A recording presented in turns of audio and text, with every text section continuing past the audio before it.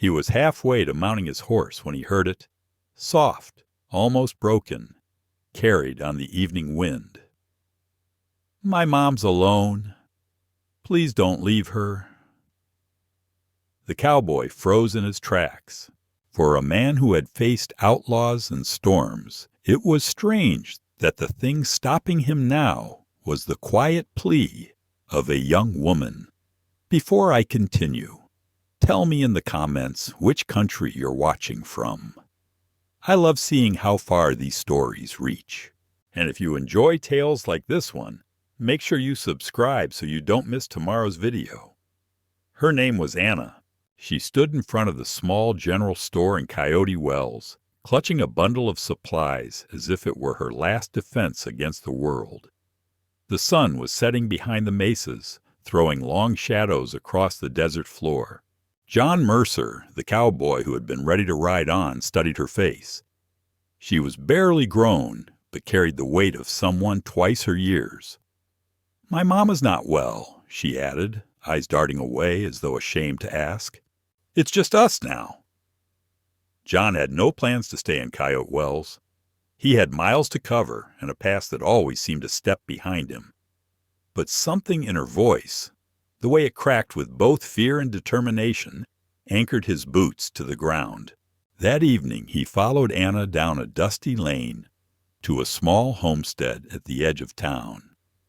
The place bore all the marks of abandonment, sagging fence posts, corral gates hanging loose, and weeds curling between the stones. But on the porch sat Mrs. Carter, Anna's mother.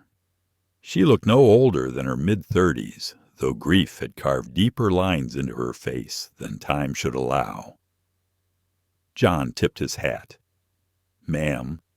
She nodded faintly, her hands folded around a shawl.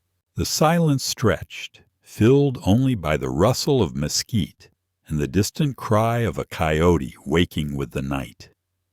Then she whispered, "It's kind of you to stop." "Not many do." John could have left then. He could have ridden into the dark and never looked back.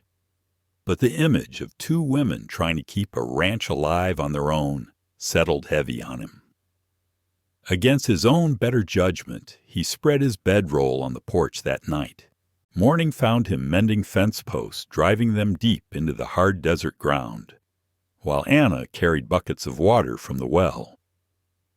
Mrs. Carter tended to her small patch of beans and squash near the cottonwoods. Piece by piece, life on the ranch began to stir again. Word traveled fast in towns like Coyote Wells, and soon folks noticed the cowboy who stayed. Whispers didn't matter. What mattered was that when riders came one evening, men with bad intentions, John was there, rifle steady, standing in front of the porch with Anna and her mother behind him. The riders left without a fight, but the message was clear. This land, this family, wasn't alone anymore. John Mercer hadn't planned to stay. Yet sometimes a man doesn't choose where he belongs. Sometimes the choice is made the moment someone whispers, "May, please don't leave." If you enjoyed this story, don't forget to subscribe so you won't miss the next one.